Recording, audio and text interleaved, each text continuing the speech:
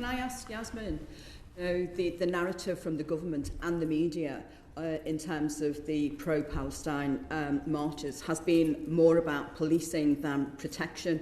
I know that there has been some incidents on those marches where pro-Israel far-right groups have been involved in meting out some attacks. And I just wanted to know, as a Muslim organisation, whether you felt you've been supported by the police, particularly in terms of the rise in Islamophobia. Thank you. So to set the context, there's been, according to Tel Mama, a 600% rise in Islamophobia since the 7th of October.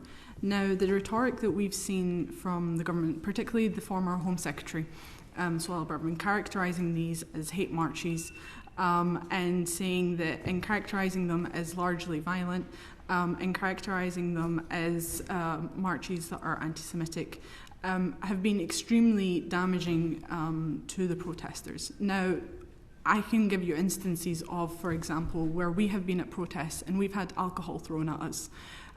We have had far-right individuals spit at us. It's really the government's unconditional support to Israel that has emboldened members of the far-right. Now, when a far-right person feels confident enough to throw an empty petrol can with the words IDF written on it at a mosque, and you know, there's no sense of solidarity from the government. There's no sense of the main lens of which the government sees Muslims is through the lens of securitization, and that's the rhetoric that we have seen Mark Rowley when he calls for the increase of state powers with regards to hate crime, with regards to terror legislation.